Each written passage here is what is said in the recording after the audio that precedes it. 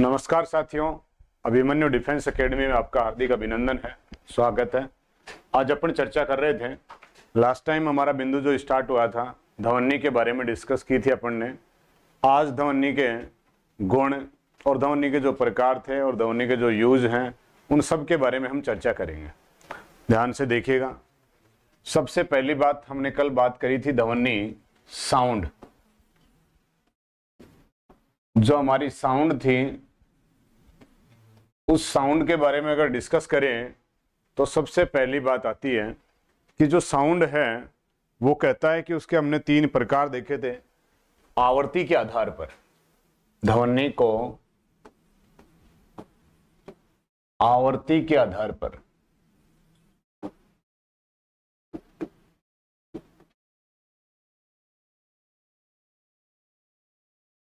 तीन भागों में बांटा था हमने।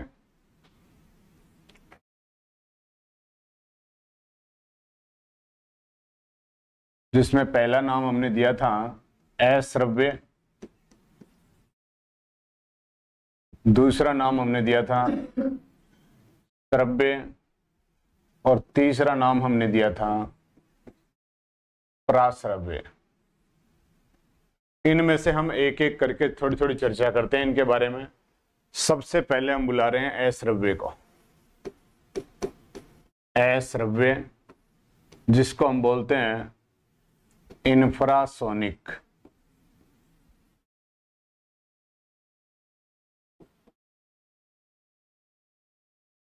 ये जो इंफ्रासोनिक है इसके बारे में अगर बातचीत करें तो हमने पहली बात बताई थी कि इसकी अपने आप में जो आवृत्ति होती है, फ्रीक्वेंसी, वो कितनी बताई थी भाई? तो हम कहेंगे 0 से लेके 20 हर्ट्ज तक होती है। इसका मतलब ये जो फ्रीक्वेंसी है ये तो बहुत ही क्या है, कम है। अगर फ्रीक्वेंसी कम है तो एनर्जी भी क्या होगी, कम होगी। और एनर्जी कम है तो हम कह सकते हैं लैम्डा बहुत ही क्या होगी, ज्यादा होगी। यानी कहने का मीनिंग है हमारा न्यू इजिकल टू फॉर्मूला आता है 1/λ। यानी लैम्डा और न्यू के बीच में, फ्रीक्वेंसी और तरंग दैर्घ्य के बीच में व्युत्क्रमानुपाती संबंध होता है। जिस भी तरंग का तरंग दैर्घ्य ज्यादा होता है उसकी आवृत्ति कम होती है, और आवृत्ति अगर ज्यादा होती है तो तरंग दैर्घ्य कम होता है। ये दोनों एक दूसरे के व्युत्क्रमानुपाती। दूसरी खास बात हमने बताई थी कि जो लैम्डा है उसके अकॉर्डिंग अगर देखें तो तरंग दैर्घ्य ही एकमात्र कम होगा अगर आवृत्ति ज्यादा है तो, या फिर आवृत्ति यहाँ कम है तो तरंग दैर्घ्य ज्यादा होगा। उसके अलावा सब चीजें क्या होंगी, कम रहेंगी, यानी आवृत्ति के समानुपाती होंगी। तो फिर ये नॉर्मली हमारी डेली लाइफ में यूज कहाँ आ रही हैं इतनी कम फ्रीक्वेंसी की तरंगें? जैसे हृदय से उत्पन्न तरंगें होती हैं, हमारी जो हार्ट बीट चलती है तो उस टाइम भी अपने आप में यही होती है। तो हृदय से उत्पन्न तरंगें, इनको सुनने के लिए किसी न किसी डिवाइस या युक्ति का उपयोग किया जाता है। तो जैसे हार्ट बीट सुनना हो तो डॉक्टर आपके क्या लगाते हैं भाई, जिसके द्वारा अपन सुन पाते हैं हार्ट बीट को? स्टेथोस्कोप। तो स्टेथोस्कोप का उपयोग किया जाता है किसके लिए? हार्ट बीट के लिए। इसी प्रकार से हम कहते हैं भूकंप जब आता है तो हमें बहुत कम महसूस होता है कि भूकंप आया है। तो भूकंप की तरंगों को, जो तरंग होती हैं वो कौन सी होती हैं भाई?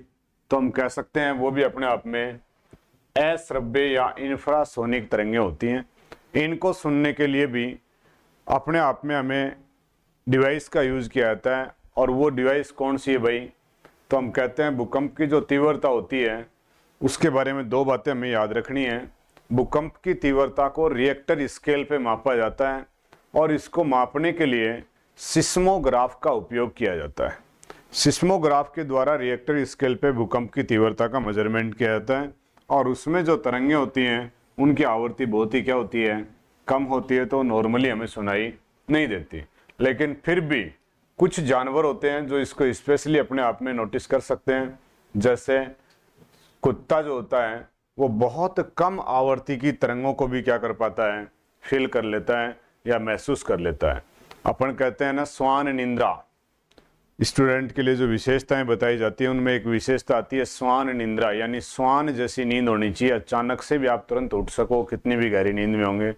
कुत्ता हमेशा कदम ताल के वजह से ही तुरंत उठ जाता है। इसका मतलब क्या हुआ है कि वो अपने आप में बहुत ही क्या है, कम फ्रीक्वेंसी को भी कैच आउट कर लेता है। दूसरी खास बात और सबसे महत्वपूर्ण बात हम कह सकते हैं कि जो मोर होते हैं वो भी अगर भूकंप वगैरह आता है तो उस टाइम वो खूब जोर जोर से आवाज़ लगाने लग जाते हैं और चिल्लाने लग जाते हैं। इसका मतलब वो भी इसको क्या कर सकते हैं, नोटिस करें सकते हैं।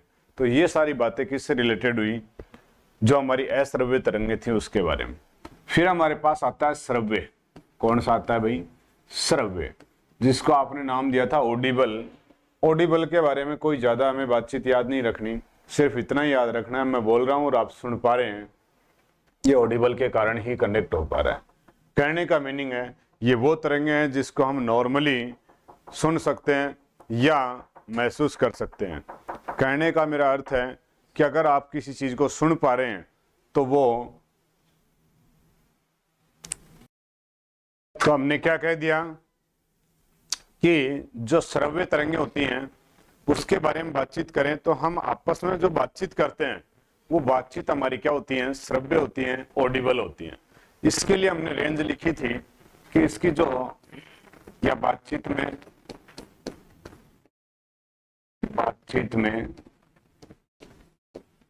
प्रयुक्त तरंगे, प्रयुक्त तरंगों को हम क्या नाम दे देते हैं, श्रव्य नाम दे देते हैं। इनकी जो रेंज होती है वो हमने बताई है 20 हर्ट्ज से लेके 20 किलो हर्ट्ज तक होती है, जिसकी वजह से हम सुन पाते हैं या किसी भी चीज को महसूस कर पाते हैं।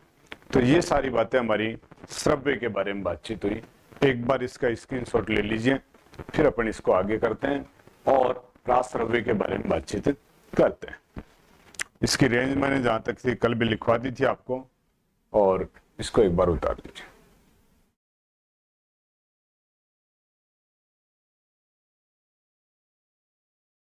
नेक्स्ट, अब हम देखते हैं हमारे पास अगली जो तरंगें आ रही हैं जिनका नाम है प्राश्रव्य।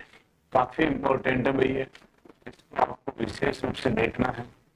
काफी टाइम क्वेश्चन आता है, पहली नजर में अगर क्वेश्चन आता है तो इनकी रेंज से आता है, तीनों की रेंज पूछ लेता है। दूसरी नजर में क्वेश्चन निकलता है तो प्राश्रव्य से निकलता है, जिसका नाम आपने दिया था अल्ट्रा सोनिक।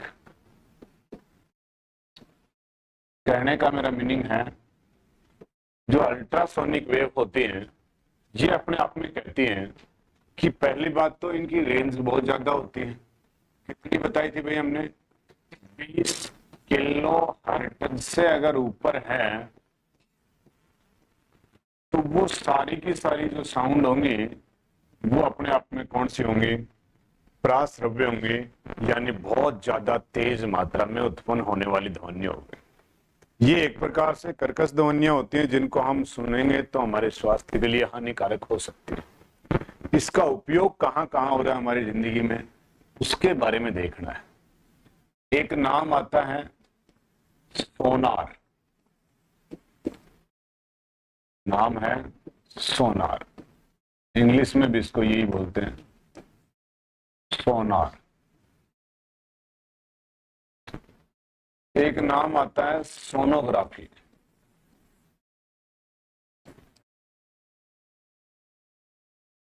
एक नाम आता है चमगादड़,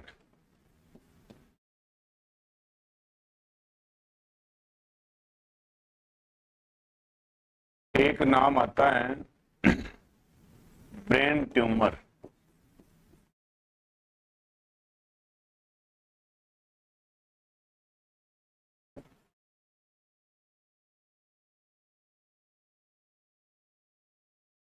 एक नाम आता है गठिया रोग,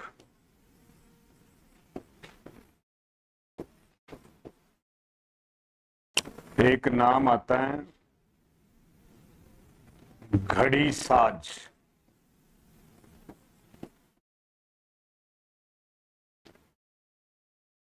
एक नाम आता है कारखानों की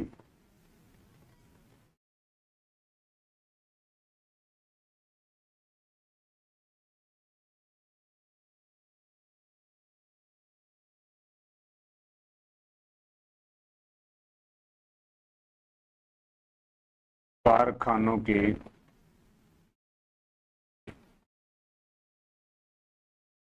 चिमनी।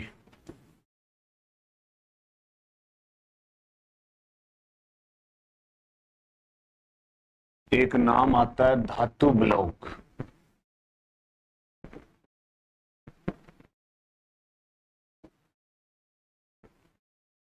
ये सब बहुत ही इंपॉर्टेंट अपने आप में क्या हुआ है। एक नाम आता है महंगे कपड़े।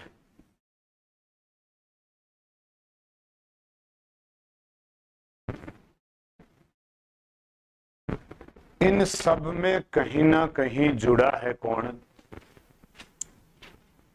अल्ट्रासोनिक वेव्स का फैक्टर। जो क्या बताया गया है उसको ध्यान से सुनना है, एक एक के बारे में हम चर्चा करेंगे। सबसे पहली बात आ रही है सोनार। काफी टाइम तो यही पूछा गया है कि सोनार किस काम में लिया जाता है, किस प्रकार की युक्ति है और कहां काम में आती है। तो पहली बात हम बताएंगे, सोनार जो होता है ये अपने आप में जहाज या पनडुब्बी जैसा एक स्ट्रक्चर, एक ये डिवाइस होती है जो बताती है कि समुद्र की गहराई में अगर कोई वस्तु डूबी हुई है तो वो कितनी गहराई में डूबी हुई है। तो समुद्र की गहराई में या गर्भ में छुपी हुई किसी भी ठोस या कठोर वस्तुओं की डेप्थ का पता लगाने के लिए अगर किसी डिवाइस का यूज किया जाता है तो उसका नाम होता है सोनार। दूसरी खास बात, सोनार में कौन सी वेव्स उपयोग होती हैं या यूज होती हैं, तो आपका जवाब होगा अल्ट्रासोनिक। तीसरी बात, जो सोनार होता है वो किस थ्योरी पे काम करता है, तो हम पीछे पढ़ के आए हैं लाइट की। लाइट की जो अपने आप में प्रकाश किरणें होती हैं वो दीवार पे जाती हैं, टकरा के वापस आती हैं। तो जाना और टकरा के वापस आना घटना कहलाती है परावर्तन। तो परावर्तन को अपन बोलते हैं इंग्लिश में रिफ्लेक्शन, यानी मेरा कहने का मीनिंग है कि ये अपने आप में परावर्तन के सिद्धांत पर कार्य करने वाली डिवाइस होती है। इसका पूरा नाम भी एक बार एग्जाम में पूछा था, ऐसे नहीं सॉरी रेलवे के अंदर लोको पायलट मेंस में, सोनार का पूरा नाम बताइए। तो अपन इसको कहते हैं sound navigation and ringing system. ये इसका पूरा नाम है, जो हमारे डेली लाइफ में यूज तो बहुत कम है, फिर भी हम देखते हैं कि समुद्री जो जीवन होता है उसमें काफी टाइम काम में लिया जाता है, नेवी वगैरह के लिए अच्छी चीज है। तो उसमें अपने आप में इसका उपयोग किया था। तो मैं इसके दोनों तीनों बिंदु अलग से लिख रहा हूं, थोड़ा विशेष नोटिस कर लेना। पहली बात, सोनार किस सिद्धांत पे काम कर रहा है, तो साउंड की बात हो रही है तो ये तो लिखने की जरूरत नहीं कि साउंड के परावर्तन पर, सीधे लिख रहा हूं परावर्तन। परावर्तन के सिद्धांत पर काम करता है। दूसरी खास बात, इसके अंदर हम देखें तो जो वेव काम में ली जा रही है वो तो आपको पहले से पता ही चल गया कौन सी वेव्स हैं, तो उसी का यूज पढ़ रहे हैं तो साफ सी बात है, क्लियरली आपको पता है कि वो अल्ट्रासोनिक वेव्स हैं, पराश्रव्य तरंगे हैं। तीसरी बात है इसका यूज कहां हो रहा है हमारी डेली लाइफ में, तो हम कह देंगे समुद्र की गहराई में छुपे, समुद्र की गहराई में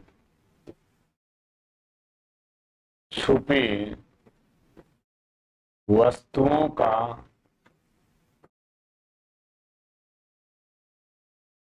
पता लगाने में इसका यूज किया जाता है। जैसे कोई बड़ी माइंस है, कोई चट्टान है, कोई पहाड़ है, जो कुछ भी है नीचे दबा हुआ है समुद्र में और हमें उसके बारे में पता नहीं है, तो उसका पता लगाने के लिए इसका यूटिलाइज या उपयोग किया जाता है। दूसरी खास बात, और कहां काम में आ रहा है भाई, तो हमने एक नाम सुना है सोनोग्राफी, यानी शरीर के इंटरनल पार्ट्स होते हैं जिनके बारे में हमें कई बार कहते हैं साहब किडनी में स्टोन है तो सोनोग्राफी करा लीजिए, अल्ट्रासाउंड करवा लीजिए। तो वो जो अल्ट्रासाउंड होता है उसमें भी अल्ट्रासोनिक वेव यूज होती है। तो यानी शरीर के आंतरिक भागों की, शरीर के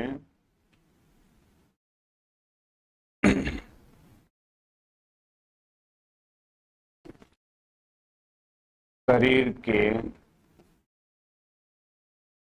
आंतरिक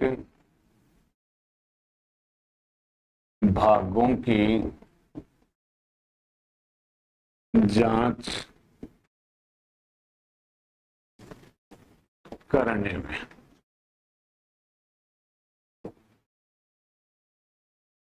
आंतरिक भागों की जांच करने में भी इसका उपयोग किया जाता है। दूसरी खास बात आती है चमगादड़। चमगादड़ को आपने देखा होगा, रात्रि के समय चमगादड़ जो होते हैं वो अपने आप में अपनी गुफाओं से, अपनी कैविटी से, अपने घर से बाहर निकलते हैं, फूड की अपने आप में तलाश करते हैं, भोजन की तलाश करते हैं। तो कई बार आप देखते हो चमगादड़ दौड़ता हुआ, उड़ता हुआ और आपके चेहरे के बिल्कुल पास आ जाता है, और चेहरे के पास आने के बाद भी टकराता नहीं है, उससे पहले रिफ्लेक्ट हो जाता है। इसका मतलब उसकी बॉडी से कौन सी वेव्स निकल रही हैं, तो अल्ट्रासोनिक वेव्स निकल रही हैं। वो अल्ट्रासोनिक वेव्स अपने आप में उससे टकराती हैं, टकराने की वजह से वापस आ जाती हैं, और टकरा के वापस आने की घटना पराश्रव्य ध्वनि तरंगों के द्वारा ही होता है। तो चमगादड़ के द्वारा रात्रि चरण के समय, रात्रि चरण यानी रात को घुमाई करते टाइम में भोजन पकड़ने में या शिकार करने में भी कौन सी वेव्स यूज हो रही है भाई? तो भी आपका जवाब क्या होगा मेरे लाला? आप कह सकते हो कि ये पराश्रव्य ध्वनि तरंगें इसमें काम में आ रही है। इसके बाद अगला आ रहा है मस्तिष्क का जो ट्यूमर हो जाता है, यानी किसी व्यक्ति को हम बोलते हैं कि ब्रेन ट्यूमर है, तो उस ब्रेन ट्यूमर का जो ट्रीटमेंट होता है या उसका डायग्नोसिस होता है, उसके लिए भी इसका उपयोग किया जाता है। तो ब्रेन ट्यूमर का पता लगाने में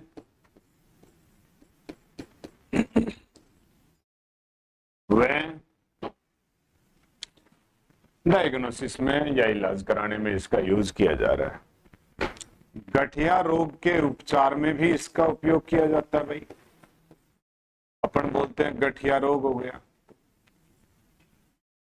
तो उस गठिया रोग के ट्रीटमेंट में भी क्या होता है कि आपकी बॉडी के अंदर ब्लड के या टिश्यूज के अपने आप में गांठें या ट्यूमर जैसी स्ट्रक्चर बन जाती हैं, जिनको मेल्ट करने के लिए और उनको अपने आप में जांच करने के लिए इसका उपयोग किया जाता है। ट्रीटमेंट में भी इसका उपयोग किया जाता है। घड़ी साज, जो वॉच मैकेनिक होता है, उस वॉच मैकेनिक को आपने देखा होगा कि कई बार घड़ी को रिपेयर करते समय घड़ी के पुर्जों में इतनी बारीकी से बहुत ही छोटे और बारीक अपने आप में क्या होते हैं, कुछ पुर्जे होते हैं जिनके अंदर अपन देख नहीं पाते, किसी भी डिवाइस का उपयोग नहीं कर पाते, या किसी भी वजह से उसके छेद वगैरह की जांच नहीं कर पाते। तो अब उसके रिपेयर कैसे करें?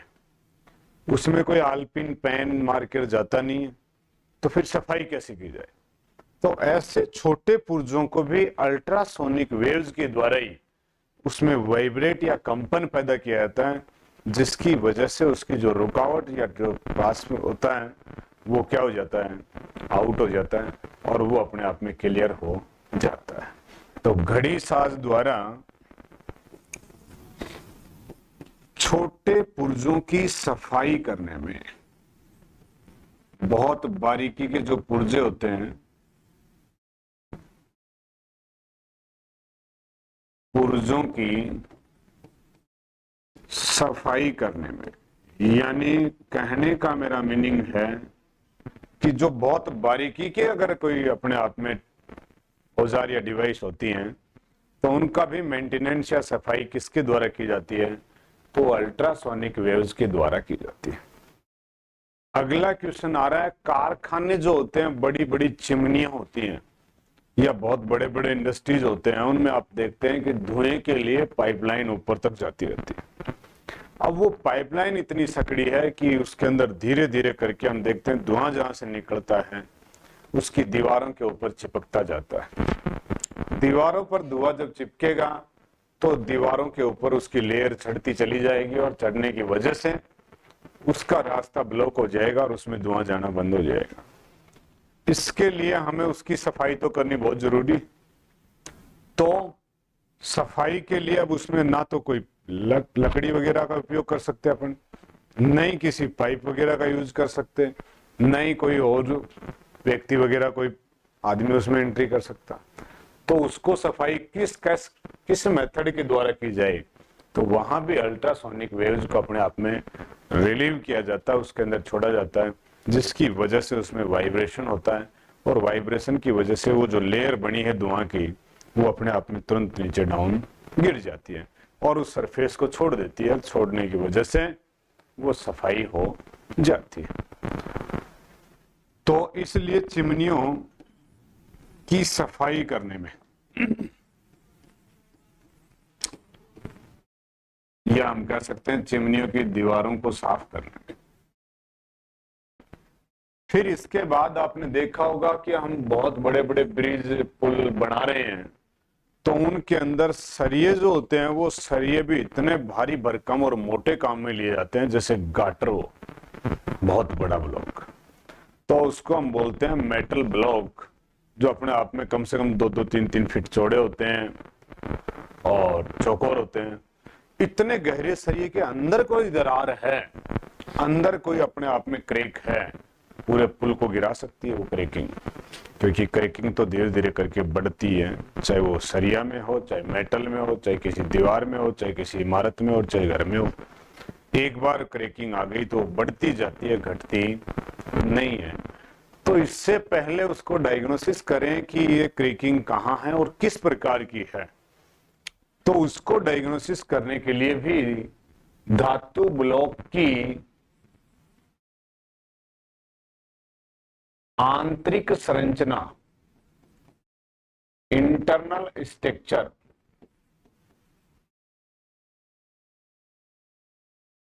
की जांच करने में भी अल्ट्रासोनिक वेव्स का क्या किया जाता है, यूज किया जाता है मेरे भाई। एक नाम सुना होगा आपने, महंगे कपड़े। गलती से मान लो आपने ड्रेस खरीदी तो उसमें हो सकता है, हमारे यहाँ जयपुर का मार्केट कपड़ों के मामले में बहुत सस्ता भी है। अगर आपने ड्रेस ली है और वो 100, 200, 150 रुपए की है, तो हॉस्टल के बच्चों में मैं काफी टाइम देखता हूँ एकेडमी में, अगर 200 रुपए की शर्ट है तो उसको धोने की आवश्यकता नहीं है। 2-4 बढ़िया पार्टियां अटेंड करी और एक बार मुश्किल से धो ली, दूसरी बार उससे पोछा लगाते हुए मिलेंगे, एक उससे थाली साफ करता मिलेगा, तीसरी बार उससे पोछा लगाता मिलेगा, चौथी बार वो बाहर डस्टबिन में मिल जाएगी। कारण था शर्ट ही इतने की थी। अगर 200 रुपए की शर्ट है, 2-4-10 बार पार्टी अटेंड कर ली तो कोई प्रॉब्लम ही नहीं, अब धोने की जरूरत कहां पड़ रही है। इसको धोएंगे, साबुन खर्च होगा, 40 रुपए का साबुन लग जाएगा, इससे अच्छा और 100 मिला के दूसरी ले आएंगे। तो सस्ती थी। थोड़ी अगर महंगी होती है, अगर ड्रेस अच्छी है, 500, 700, 1000 रुपए तक की है, तो धुलाना पड़ेगा। धोने के लिए भी इज्जतदार साबुन लेके आनी पड़ेगी। कहने का मतलब है जो जयपुर में आपके यहाँ विशेष चलता है ओसवाल, तो वो लेके आए।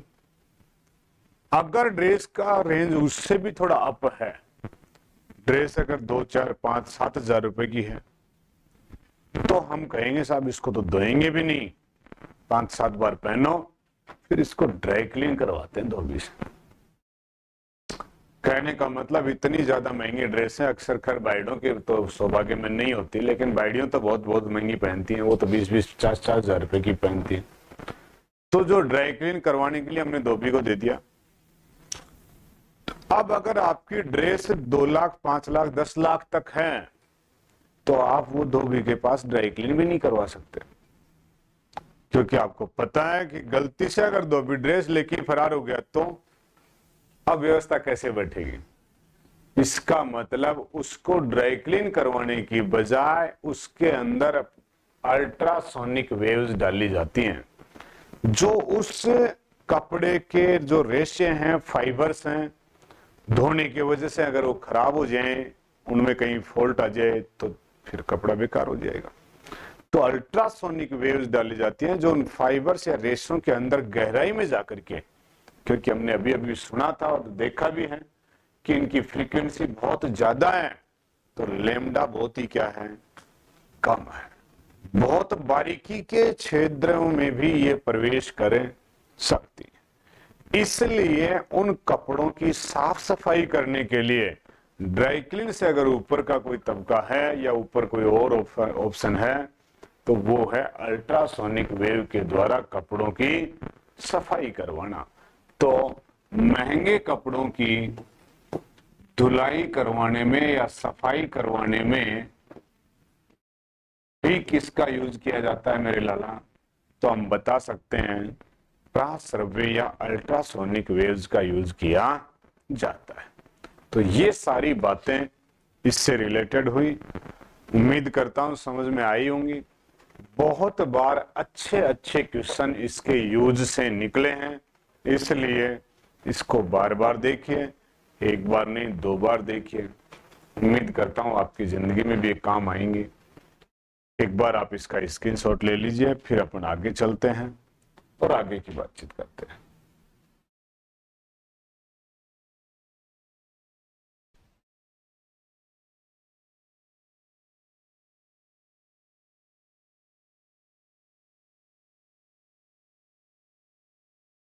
अब अपन देखते हैं भाई कि ये तो सारी बातें हमारी किससे रिलेटेड हुई, अल्ट्रासोनिक, इंफ्रासोनिक और ऑडिबल जो वेव्स थे।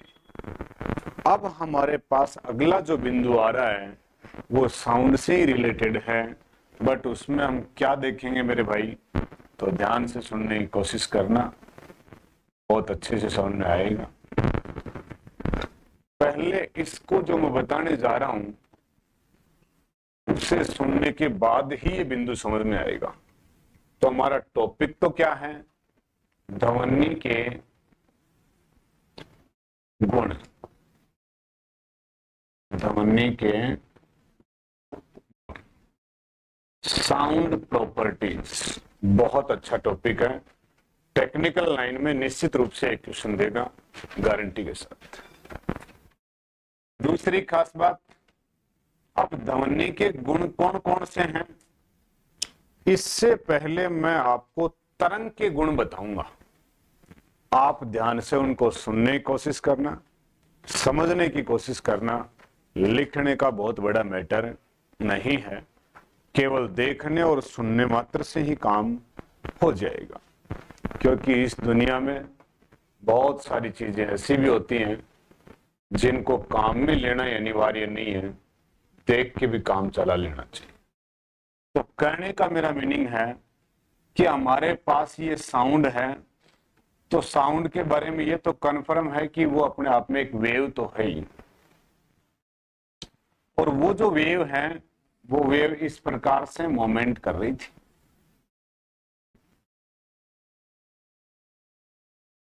अगर ऐसा देखें तो एक वेव और आ रही है, एक से 2 देखेंगे तभी समझ में आएगा कि इसमें और इसमें कोई अंतर है कि नहीं है।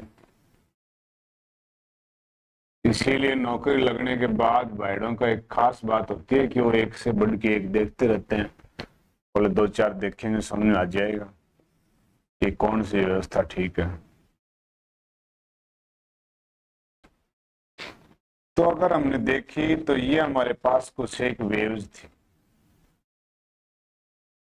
इनके बारे में मैं आपको 3 या 4 बिंदु बताऊंगा जिनको ध्यान से सुनना है और समझना है। फिर कह रहा हूं मैं, लिखने का मैटर इसमें नहीं होगा। ये जो मैटर है ये सिर्फ और सिर्फ माइंड में ही लिखा जाना चाहिए। एक नाम आता है तरंग दैर्ध्य। दूसरा नाम आता है आवर्ती। तीसरा नाम आता है आयाम। तो ये 3 मीनिंग आपके पास में आए हैं। इन तीनों को जिसने समझ लिया उसका मामला सेट हो जाएगा, अदरवाइज फिर जो है वो रहेगा ही, उसमें किसी प्रकार की कोई हेल्प नहीं हो सकती। ध्यान से देखने की कोशिश करना। तरंग दैर्ध्य जिसको बोलते हैं वेवलेंथ, क्या मीनिंग है इस तरंग दैर्ध्य का? तो हम कहना चाहेंगे कि कोई भी तरंग जो है वो चलना शुरू करती है और चलने से पहले वो ऊपर जा रही है, नीचे आ रही है, फिर वापस आ रही है। कहने का मीनिंग है वो जहां से चलना शुरू करी थी उसी ही लेवल पे वापस आ जाती है, बस एक बार ऊपर और एक बार नीचे। ऊपर नीचे होने के बाद में वापस उसी लेवल पे आना पड़ता है। तो ये जो जाना और लौट के वापस आना, गाना भी गाते हो आप कई बार, सपनों की रानी कब आएगी तू। तो आएगी इसका मतलब आपको उसके लिए क्या रखना पड़ेगा मेरे भाई? धैर्य रखना पड़ेगा। और धैर्य जब रखा जाता है तो उसको ही मैं तो नाम देता हूं तरंग धैर्य। यानी किसी तरंग के वापस लौट के आने के लिए जितनी दूरी तय की जाती है, जितना एरिया कवर किया जाता है, वो दूरी उस तरंग के स्टार्टिंग पॉइंट से और उसके एक राउंड कंप्लीट करने के बीच में जो मिनिमम डिस्टेंस कवर किया जाता है, उस डिस्टेंस को ही हम क्या कहते हैं?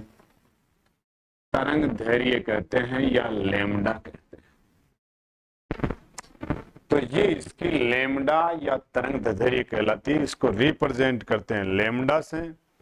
इसकी यूनिट होती है एंगस्ट्रॉम। क्या होती है मेरे भाई? एंगस्ट्रॉम। प्रश्न ये भी पूछा हुआ है तरंग दैर्ध्य का मात्रक होता है तो एंगस्ट्रॉम, और वैसे तो इसको मीटर में भी मापते हैं। अपन कहते हैं एक एंगस्ट्रॉम बराबर हमारी यूनिट या इसका मीटर भी है 10 की पावर -10 मीटर। यानी एक तरंग के द्वारा एक दोलन या एक चक्कर पूरा करने में तय की गई न्यूनतम दूरी ही क्या कहलाती है? तरंग दैर्ध्य कहलाती है, वेव लेंथ कहलाती है। दूसरी खास बात है, जब ये तरंग अपने आप में एक चक्कर पूरा कर रही है तो ये ऊपर जाके टॉप में जहां जाती है वहां और डाउन में जहां जाती है जहां, उसके बीच का एरिया जब आता है तो वहां भी आधा चक्कर पूरा हो जाता है। तो इस पॉइंट को अपन नाम देते हैं λ/2, यानी तरंग दैर्ध्य का आधा हो गया। इससे पहले जहां टॉप में जा रही है तो वहां लैम्डा का अपने आप में चौथा हिस्सा होता है तो λ/4। जब डाउन जाती है तो उस जगह पर λ/3 λ/4। तो इसकी 4 पोजीशंस आपके पास बन गई, λ/4, λ/2, 3 λ/4 और लैम्डा। कहने का मेरा मीनिंग है कि ये जो अपने आप में तरंग है, इसके एक चक्कर में पूरे तरंग दैर्ध्य अपन इसको नाम देते हैं। अब आप मुझे देख के बता सकते हैं, कमेंट में लिख सकते हैं कि diagram number A, diagram number B और डायग्राम नंबर सी में कौन सी तरंग का तरंग दैर्ध्य या वेव लेंथ ज्यादा है और कौन सी का कम है। शायद उम्मीद करता हूं आपको स्पष्ट रूप से बात समझ में आ गई होगी और आपको दिखाई भी दे रही होगी, तो आप बता सकते हैं। दूसरी खास बात, अभी मैं देख पा रहा हूं कि सबसे ज्यादा समय जिस तरंग को पूरा चक्कर करने में लग रहा है और जितना ज्यादा स्पेस उसने कवर कर रखा है, वो तरंग आपकी कौन सी है? सी, जिसका लेमडा जो है वो अपने आप में पूरा होते होते सिर्फ एक ही चक्कर हो पाया है। इसका मतलब उस चक्कर में बहुत लंबी दूरी तय की गई है, तो इसलिए उसकी तरंग दैर्घ्य क्या होगी? ज्यादा। अब तरंग दैर्घ्य की सेटिंग है किसके साथ में? आवर्ती के साथ में। तो आवर्ती कहती है भाई जी तरंग दैर्घ्य की और आवर्ती की दोनों सेटिंग तो एक दूसरे से उल्टी है। हमने कहा था आवर्ती को हम रिप्रेजेंट करते हैं न्यू से और तरंग दैर्घ्य को रिप्रेजेंट करते हैं लेमडा से। तो लेमडा और न्यू की सेटिंग तो अभी अभी पढ़ के आए थे, 1/लेमडा होता है। अगर ये ज्यादा है तो ये कम होगा। तो आवर्ती को शॉर्टकट में आप क्या बोल सकते हो? किसी तरंग के द्वारा प्रति सेकंड किए गए दोलनों की संख्या ही क्या कहलाती है? आवृत्ति कहलाती है। कहने का मेरा मीनिंग है, अगर कोई तरंग एक साथ एक सेकंड में जितने दोलन करती है, जितने चक्कर काटती है, वो चक्कर ही क्या कहलाते हैं? आवर्ती कहलाते हैं। दोलन ऑसिलेशन को कहते हैं, फ्रीक्वेंसी आवर्ती को कहते हैं। आवर्ती का देसी उदाहरण आपकी नजर में बताऊं, मान लो अपने जो मारवाड़ी भाषा का शब्द है उसको अपन आवर्ती को ही अपने भाषा में बोला जाता है आवाजाही, आना और जाना। अगर गलती से आप अपनी सेटिंग की घड़ी में बार बार आ रहे हो और जा रहे हो तो उसके दादाजी आपसे पूछ लेते हैं, अरे लाला तू कैसे आवाजाही कर रहा है? कहने का मेरा मीनिंग है कैसे आवाजाही कर रहा है, इसका मतलब आ रहा भी है और जा भी रहा है और वो हर मिनट में चक्कर काट रहा है। इसका मतलब पक्का उसकी फ्रीक्वेंसी बढ़ी हुई है, कहीं ना कहीं उसको रेंज मिली है, थोड़ी बहुत नेटवर्क आया है। इसका मतलब उसकी आवृत्ति क्या है? ज्यादा है। पहले वो दिन में एक बार जाता था, अब हर घंटे में जा रहा है और फिर घंटे में 5-7 चक्कर लग गए। इसका मतलब फ्रीक्वेंसी लगातार बढ़ती जा रही है। दूसरी खास बात, अगर फ्रीक्वेंसी बढ़ रही है तो कन्फर्म है कि उसके दिल में धैर्य रखने की क्षमता खत्म हो गई है। अब रहा न जाए, मिले तो चैन आए। इसका मतलब है ये कह रहा है कि भाई साहब धैर्य क्या हो गया? कम, तो फ्रीक्वेंसी क्या होगी? ज्यादा। अगर वो फ्रीक्वेंसी करता कम, इसका मतलब वो धैर्य रख सकता है ज्यादा। तो मैं कहना चाहूंगा इन सभी वेव्स के अंदर सबसे ज्यादा फ्रीक्वेंसी कौन से ग्रुप में है? तो जरा एक बार दिमाग से देखो, ढूंढो और बताओ। तो उम्मीद करता हूं हमें दिखाई दे रहा है कि इतना जो एरिया था उसमें यहां तो एक ही तरंग हुई थी, लेकिन इतने ही एरिया में यहां पर तरंगे कम से कम 3 से 4 हो गई। इसका मतलब इनमें धैर्य रखने की क्षमता नहीं है, तो जा रही हैं और आ रही हैं। और कुछ एक तो इतनी फास्टली जाती हैं और जाती हैं और आती हैं। येलो साहब चक्कर पे चक्कर चलाए सनम, बापू को मैंने पटाए सनम, तो वो मामला आपका यहाँ सेट हो गया है। चक्कर पे चक्कर चला रहा है तो इसका मतलब क्या कर रहा है? वो आवर्ती बढ़ रही है उसकी। दूसरी खास बात है, आवर्ती के साथ साथ ही एक नाम और आ रहा है लला, जिसका नाम है एम्पलीट्यूड, आयाम। आयाम को अपनी भाषा में जोड़ना चाहूं तो एटीट्यूड। एटीट्यूड का अर्थ है, कुछ एक बच्चों से कोई पूछ ले, अरे बेटा इधर से कैसे, बोले क्यों, तेरे बाप की गड़ी थोड़ी, आऊंगा और एक बार नहीं बार बार आऊंगा। इसका मतलब उसका बाप ने पूछा, बड़ी ऊंची आवाज में बात कर रहे हैं। ऊंची आवाज और नीची आवाज, इसका मतलब वो ऊंच नीच का मामला कौन सेट करता है? आयाम करता है। अगर ऊंची आवाज में बात करेगा तो एम्पलीट्यूड बहुत ऊपर तक जाएगा, और नीची आवाज में बात करेगा तो बहुत नीचे रह जाएगा। धन्यवाद। एम्पलीट्यूड के बारे में चर्चा अपन अगले एपिसोड में करेंगे। अगर बातें कुछ अच्छी लगी तो आप भी अपनी तरंग धरिए या फ्रीक्वेंसी को चेंज करिए, बढ़ाएं और घटाएं, और अपने पड़ोसियों को बताएं कि एक साइंस की क्लास है जहां बहुत ही शानदार और मज़ेदार तरीके से बातें की जाती हैं, पढ़ाया नहीं जाता, और वो बातें पेपर में छपती हैं। धन्यवाद।